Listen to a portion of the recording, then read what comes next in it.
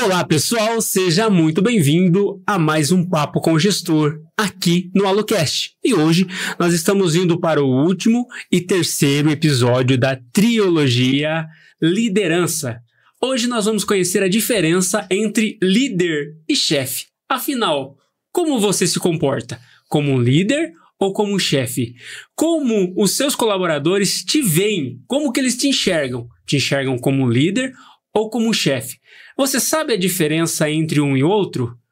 Não? Então fique aqui que esse episódio é extremamente importante para você se identificar, para você se autoconhecer e mudar até mesmo a sua postura ou melhorar naquilo que precisa ser melhorado. E hoje nós estamos aqui mais uma vez, nada mais, nada menos do que com ele, Bruno, fundador da BeLife Consultoria, que está aqui para nos encher de informações e trazer ensinamentos sobre esses dois temas. Bruno, seja muito bem-vindo mais uma vez ao Papo com o Gestor aqui no AluCast. Olá a todos que estão assistindo, um prazer. E vamos aí continuar nesse assunto que está dando o que falar e com certeza vai ser bastante agregador. Muito bom. Já falamos bastante sobre liderança, os tipos de liderança. Os tipos de liderança é um episódio excepcional. Quem ainda não assistiu, volta no episódio anterior, assiste. A gente tem uma playlist aí, ó. Guarda essa playlist aí no seu celular, no seu YouTube, que vai ser muito importante. Por mais que estamos em todas as plataformas digitais, né? Você pode acompanhar também pelo YouTube. Mas hoje nós vamos falar da diferença entre chefe e líder. E Bruno, qual que é a diferença dos dois para a gente começar bem quente esse episódio e para que as pessoas já possam começar a se identificar como é o comportamento? E levando em consideração que é um comportamento de chefe, de líder, não é só para empresa ou para corporações, né? Serve para a vida também, não é verdade? Bacana, ótima essa pergunta. E já estamos começando com uma pergunta quente, né? E essa relação entre chefia e liderança, ela está em todos os âmbitos da sociedade, né? No trabalho, na igreja, dentro de casa, que você pode se comportar como um chefe ou como um líder do seu filho. Sim. Lógico que vão ter os benefícios e os malefícios ali de cada modo de gestão. Mas a gente tem que entender que isso de fato acontece em todos os âmbitos da sociedade.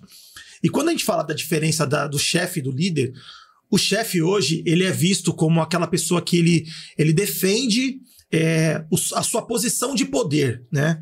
E o líder, enquanto o líder, ele é a pessoa que olha mais para o desenvolvimento da equipe.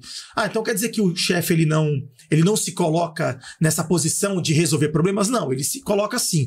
Só que quando a gente fala de liderança e de chefia, o líder, voltando um pouco ali nos estilos de liderança, ele está mais relacionado à liderança autocrática. Lembra? Uhum. O estilo de liderança autocrática, que detém um poder determinado, ilimitado e absoluto.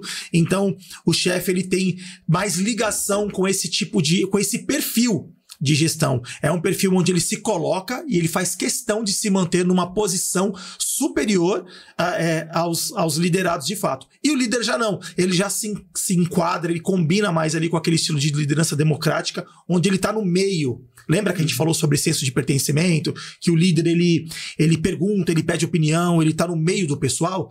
Então, quando a gente fala de liderança e chefia, a chefia está relacionada ali ao perfil de autocracia e a liderança está mais relacionada ao perfil de democracia, né? Um estilo de liderança democrático.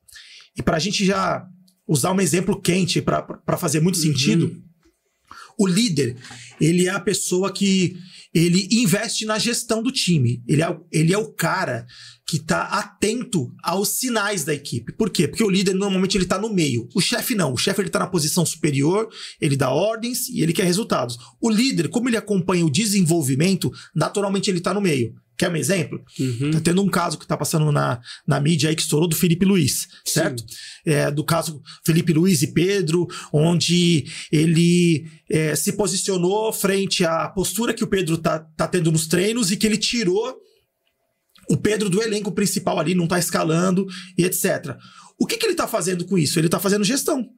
Porque você concorda que se o jogador tem uma postura que não é bacana perante o time, uma postura de falta de comprometimento, falta de engajamento, se o gestor não acompanha e não faz a gestão, ele pode comprometer o andamento da equipe inteira? Com certeza. Desmotiva. Porque é aquela... Não que o Pedro seja uma laranja podre, mas é aquele exemplo da laranja podre. Se tem uma pessoa que não está engajada e que dá relaxo e o gestor não acompanha de perto, os outros vão desanimar. Por causa do ruim, os bons desanimam. Dificilmente é ao contrário, tá? Dificilmente é ao contrário. Mas normalmente por causa do ruim, os bons desanimam. Então, quando a gente fala de liderança, tá muito relacionado a isso. Eu preciso fazer gestão, eu preciso acompanhar de perto, estar envolvido no meio, sabendo os anseios da minha equipe, para que eu não perca outras pessoas. Um outro exemplo, nós estamos atendendo uma empresa e... Na ocasião, o gerente falou para mim assim, Bruno, a gente está com um funcionário que ele está se sentindo sobrecarregado. Mas não está sobrecarregado. As atividades são bem divididas e tal, e coisa e tal. Falei, pô, vamos entender isso na prática? E aí, na ocasião, uma empresa tinha um plano de produção. Né? É um restaurante, tem um plano de produção. E eu falei, vamos lá no plano de produção, dar uma olhada? Vamos. Quando a gente chegou no plano de produção, eu falei, fulano de tal não foi mandado embora? Ela falou, foi. Falei, quem que tá fazendo? Ela, funcionária X. Que era a funcionária que estava falando que estava sobrecarregada. Falei, e essa função aqui, que tá fazendo? Ela, fulano também saiu, é ela que tá fazendo. No final das contas, a menina estava com mais de 7, 8 atividades que não era dela, e ela tinha assumido porque outras pessoas tinham saído. Ou seja, ela estava sobrecarregada? Com certeza. Estava sobrecarregada. Só que o líder da ocasião, ali, o gerente da ocasião, não fazia o acompanhamento em campo, que se preocupa, que se envolve com a equipe, que de fato faz gestão. Nesse meio tempo, sabe o que acontece? Você perde um funcionário bom. É o mesmo caso que a gente acabou de comentar. Então, se você acompanha de fora e só dá ordens e espera resultado e não faz uma gestão próxima, o que acontece? Você perde pessoas boas por falta de gestão. Então, quando a gente fala de liderança e chefia, o chefe normalmente ele dá ordens e quer resultado. O líder, ele se envolve com a equipe.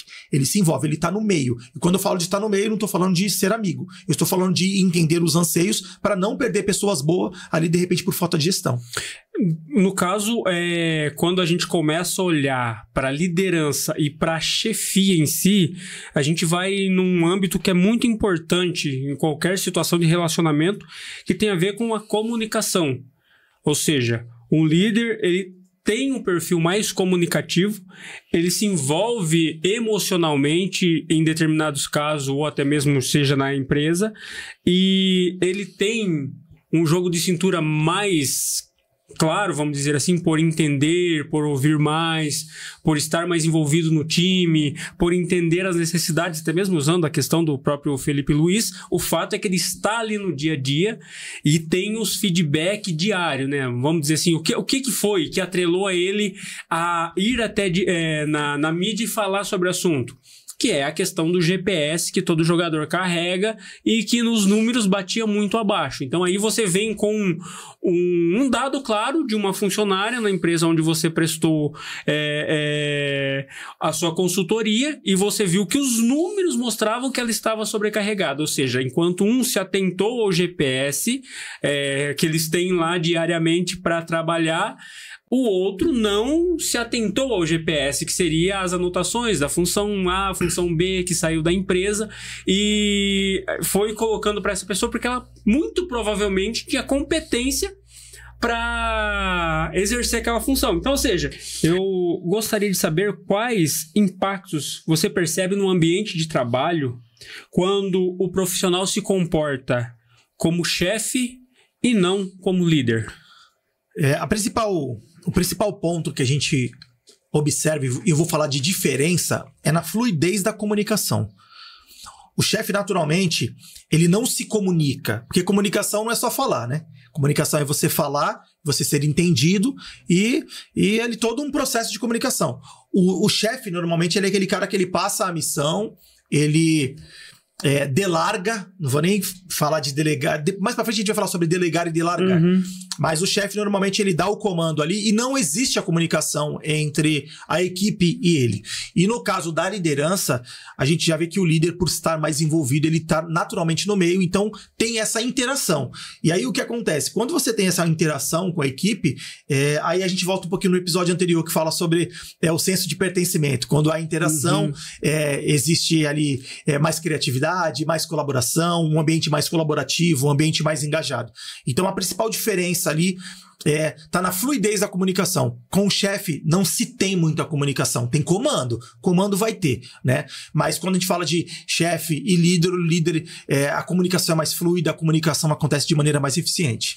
No caso, é algo muito pessoal, né? Ser chefe e ser líder, querendo ou não, são características pessoais que formam o caráter da pessoa. Com certeza. Agora, a pergunta que eu preciso te fazer, eu acho que é uma resposta que vai ser importante para que a gente se entenda como pessoa, existe a possibilidade de um chefe se transicionar para líder? Ótima pergunta. Existe. Só que, primeiro, tem que haver uma mudança de mentalidade. Não sei se você vai lembrar, no nosso primeiro episódio, a gente falou sobre isso. Poxa, Bruno, quando você identifica, o que acontece? O que acontece é que gera a identificação, né? A gente começa a falar sobre os perfis e a pessoa se identifica. Só que, se não houver uma mudança de mentalidade, e quando eu falo de mudança de mentalidade, é do chefe falar assim, poxa, a forma com que eu hoje gerencio o comando da minha equipe, ela não é a forma mais assertiva.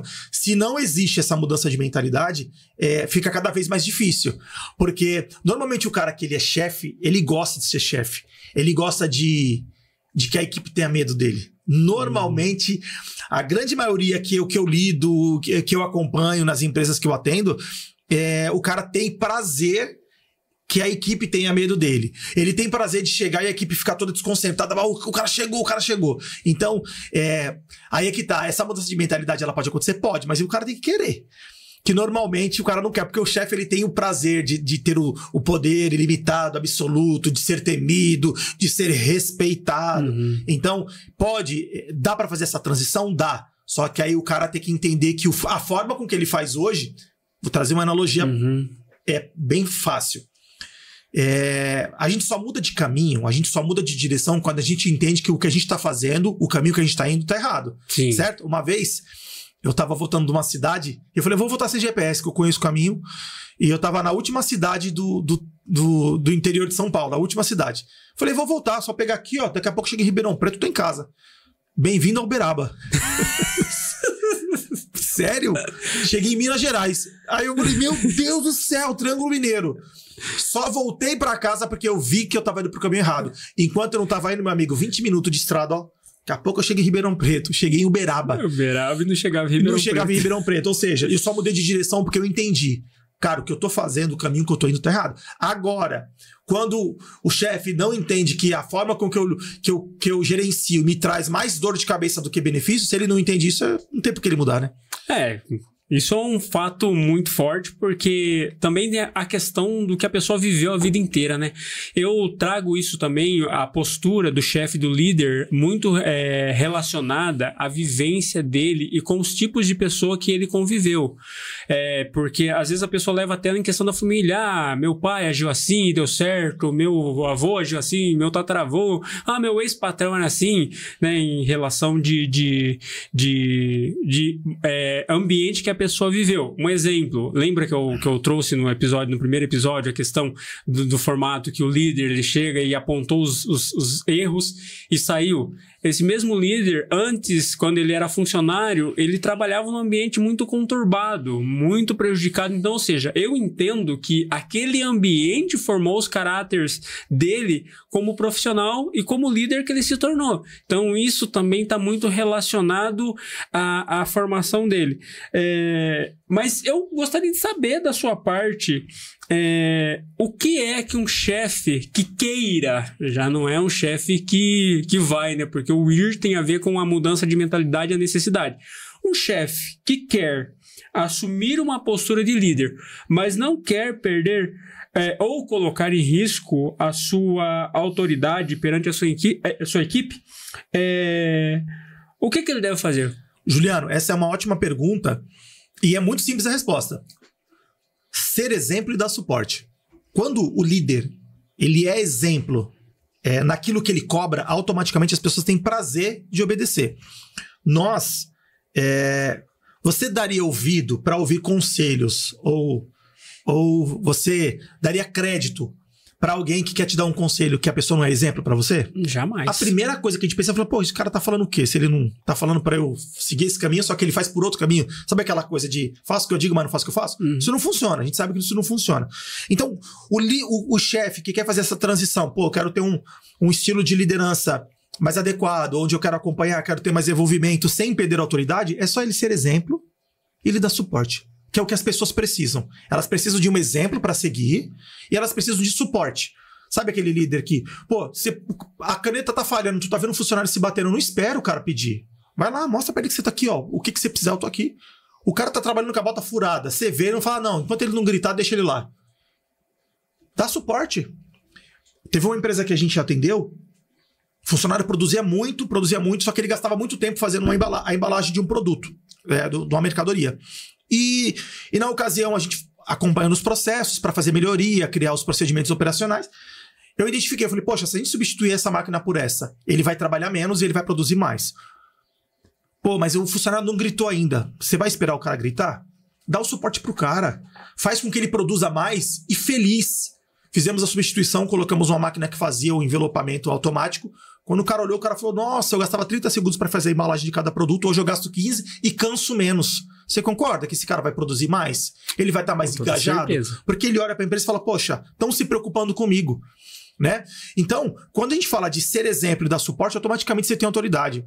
O grande X da questão é que o chefe ele tem medo de perder o posto de eu que mando, todo mundo tem medo de mim. E você não precisa. Quando você é bom no que você faz, quando você entrega resultado, quando você, de fato, é um líder que é exemplo e dá suporte, as pessoas amam te respeitar. E sabe uma coisa que eu vejo bastante? Uma vez eu atendi uma empresa e o dono falou para mim assim, Bruno, cara, eu tive que bater na mesa e falar que quem manda que sou eu. Quando o cara fala isso, automaticamente já tá uma bagunça, já perdeu todo o controle. Já não tem o respeito. Respeito não se exige. Respeito se ganha. Quando você é exemplo, as pessoas amam seguir o seu exemplo. As pessoas amam te respeitar. As pessoas amam ouvir os seus conselhos e as suas orientações. Então você não precisa exigir respeito. Quando o cara bate na mesa, precisa gritar, eu exijo respeito. Quem manda aqui sou eu. Eu que sou o chefe. É porque ele não tem o respeito da equipe. Nesse caso, quando a equipe está mais atrelada a essa questão da dor que você mencionou, então pode-se determinar que nessa equipe não se tem um líder, tem um chefe, porque tem que gritar primeiro, ele não consegue antecipar algo, tamanho ao medo, chega a relacionar o medo de perder a autoridade, vai que ele, vamos dizer assim, como que eu posso dizer a palavra? Está se cedendo ao seu colaborador ou ao seu liderado? Na cabeça do chefe, do cara autocrático, ele tem a sensação de que ele está descendo o nível. Não, eu não vou me igualar ao funcionário. Eu não vou dar oportunidade para ele dialogar comigo. Isso é um grande erro. Porque você não precisa ter esse medo se de fato você é um exemplo. Se você cumpre o teu papel, né? Então, assim, se o teu funcionário não te respeita, se a tua equipe não te respeita, se a tua equipe te boicota, tem alguma coisa ali por trás que não está relacionado à liderança. Está relacionado à sua conduta, à sua postura ou algo que você deixou de fazer enquanto líder, enquanto gestor. Nossa, acho que isso daí que você falou agora, ele até nos prepara para nós ir para um outro lado, que é os atributos de um líder de sucesso. Porque, querendo ou não, quando a gente vai ver as dores, né, nas empresas, elas estão mais relacionadas a chefe do que líder. Porque o que gera dor, de fato, é o chefão lá, botando ordem, botando medo e botando as pessoas lá para tremer um pouco. Agora, Bruno, você falou muito durante os episódios na diferença entre delegar e delargar. Na prática, qual é a diferença entre os dois? Delegar. Eu atribuo uma responsabilidade. Ó, Juliano, a partir de amanhã você vai ser responsável por X tarefas. Eu delego uma oportunidade, eu atribuo a você, eu acompanho, eu tiro suas dúvidas e eu valido que no final vai sair tudo conforme o esperado. Isso é delegar. Isso é fazer um papel de líder. Delargar. Ó, Juliana, a partir de amanhã você que faz. Aí você vai e faz, sem instrução, eu não me acompanho, não te dou suporte, aí vai dar errado. E eu ainda vou lá e faço o quê? Coloco a culpa em você. Então, delegar é muito diferente de delargar. E o que a gente mais vê é delargar. É delargar. Por quê? Porque, não, agora a partir de amanhã eu não tenho, eu tô com a tal atividade, eu posso passar para outra pessoa. Eu passo, aí a pessoa, e eu vou te falar, te digo mais. Tem gestor que tem o prazer de dar errado para ele falar assim, tá vendo? Tinha que ser eu. Se não for eu, o negócio não roda. E isso aí é uma outra questão, é um outro problema, né? Então, delegar é atribuir a responsabilidade, acompanhar, dar suporte para que, de fato, aquilo aconteça com sucesso. E delargar é simplesmente transferir a responsabilidade e depois, quando der BO, ainda arrumar um culpado. Ainda colocar a culpa e falar, tá vendo? Não fez. Se fosse eu, daria certo. Então, é muito gritante essa diferença. No caso, delegar e delargar tem a ver com conquistas e com fracasso. Tá muito linkado. Não tem como. Quando você delega, a chance de conquistar é muito grande. Muito grande, exato. E quando delarga, de fracassar é muito grande. Então, ou seja, já é algo já premeditado. São duas vertentes premeditadas. Exatamente. Aí, no caso, eu te pergunto, você que tá aí dentro das empresas, que treina as pessoas com esse perfil de liderança, de gerir bem as pessoas, você tem como uma vertente conquistar pequenas vitórias, pequenas conquistas e vibrar junto com a equipe sobre a produtividade? Isso é perfeito. Por quê? Falando aí, fazendo o link entre o chefe e o líder, sabe quando a pessoa tem ela conclui bem uma tarefa, show de bola. O líder é o cara que normalmente fala, parabéns, é isso aí, vamos pra cima, tá dando certo, você conseguiu, ontem não deu certo, mas hoje deu, tá vendo? Isso aí não desanima. O chefe normalmente tem uma postura assim, não elogia não, senão estraga. Não elogia muito não, senão estraga. E isso é um problema. É lógico, tudo tem que ter equilíbrio, né? Você não tem que ficar ali bajulando o funcionário. Mas o chefe tem essa postura de é melhor não elogiar, senão o cara se acomoda e começa a se achar. E não tem nada a ver uma coisa com a outra. Então, o líder, isso faz parte do atributo do líder. Estar atento às pequenas conquistas e de fato, comemorar, mostrar a importância do funcionário dentro desse processo e o quão é importante as pequenas conquistas, ainda que sejam atividades rotineiras. Então, faz parte desse atributo do líder, ele de fato olhar para essas pequenas ações, para essas pequenas vitórias e comemorar. Porque isso aí, sabe o que volta lá para as necessidades das pessoas. Lembra a necessidade de afirmação, respeito, reconhecimento, necessidade de ser visto? E quando você faz isso, você está injetando salário emocional. Salário emocional. Muito interessante. No caso, falando do papel do líder na equipe, quando a gente vai olhar o papel do líder na equipe, você já até mencionou no episódio passado, não lembro se é no primeiro, acredito que seja no primeiro, sobre uma solução encontrada na empresa quando foi para o operacional e lá trouxe uma solução para a empresa. Bruno, você defende a ideia de que o líder precisa estar no meio da equipe. Quais são os impactos que isso causa com essa atitude do líder?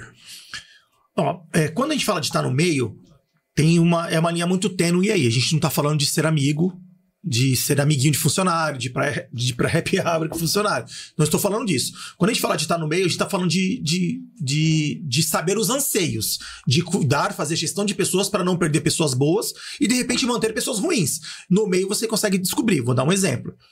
Atendemos uma empresa recentemente, contratamos um funcionário. O funcionário trabalhava 7 anos numa outra empresa, pediu conta para ir para essa empresa. Entrou, e aí o funcionário ele trabalhava numa máquina, era uma máquina operacional.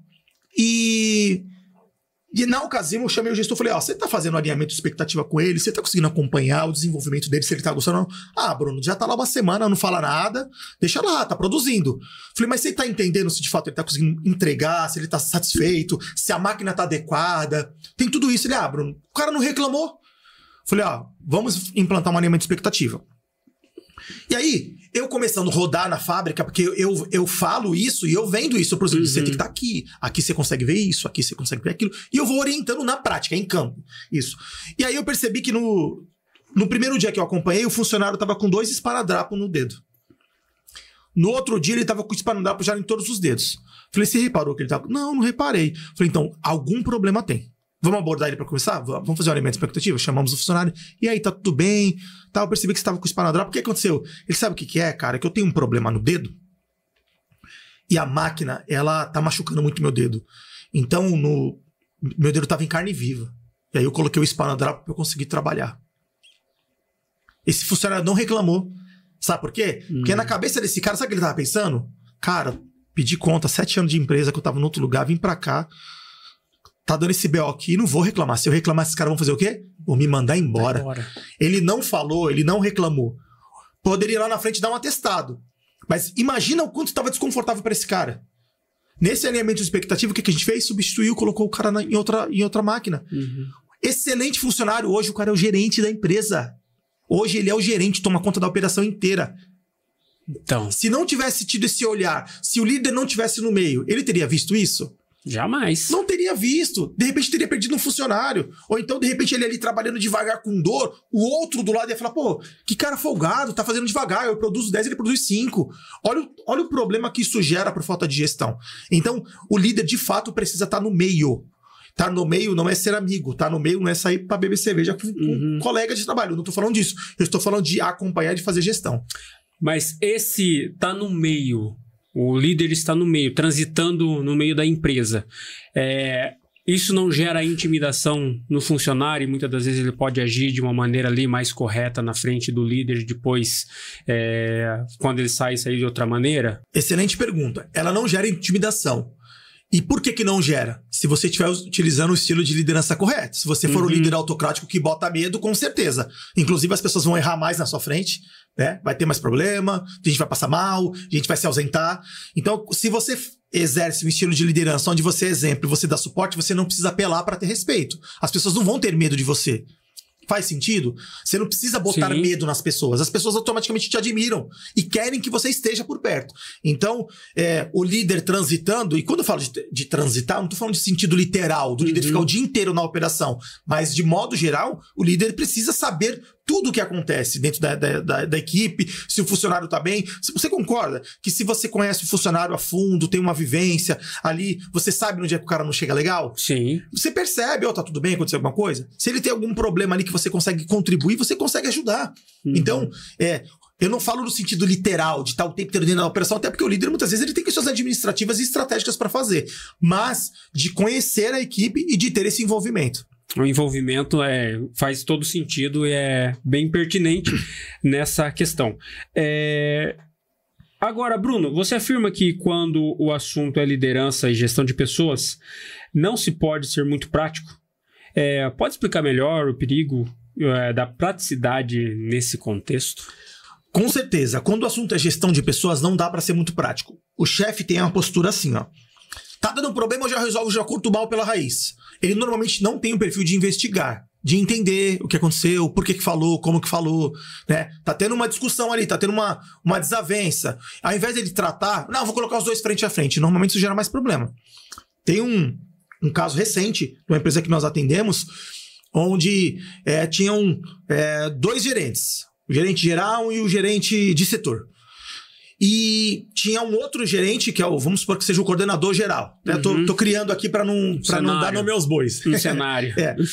E aí, o gerente entrou em contato com o coordenador geral e falou: o outro gerente, que é o meu par, não tá conseguindo me ajudar, tô aqui, tô sobrecarregado, você não consegue conversar com ele, tal. O que ele fez?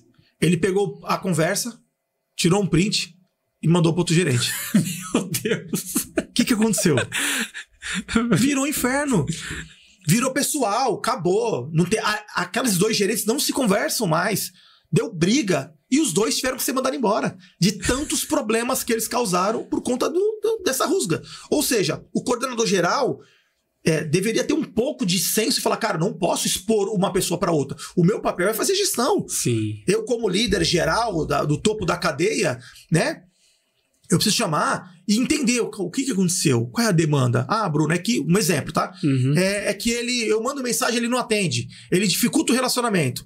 Vai e trata o outro. Pô, o que você acha que você pode melhorar? Vai tratando ali entre linhas para você não gerar mais problema. Então, quando o assunto é gestão de pessoas e liderança, não dá para ser muito prático. Não dá para ser assim, ó, deu problema, troca. Quando você faz isso, normalmente você gera mais problema. Você resolve um problema e causa 10. Pegando o gancho já desse relato que você trouxe, a gente pode falar até mesmo da questão do feedback. Acho que seria bem cabível aí um feedback para entender a questão que estava acontecendo e tomar a melhor decisão. Então, no caso, o feedback, existe uma fórmula mágica no feedback com o funcionário, ou ele leva pro lado pessoal e com raiva? Como que fica? Eu já acho que a gente já teve esse questionamento mesmo, né? Como que é a questão do feedback? Acho que foi na questão da liderança, né, que eu mencionei. Ó, você que não assistiu o episódio, então volta aí, assiste os outros episódios que tem coisa interessante. Mas essa questão, o feedback com relação na gestão ali, você percebe que o funcionário ele tem raiva, sendo mais objetivo na pergunta, ou ele aceita numa boa e procura consertar os seus caminhos ali?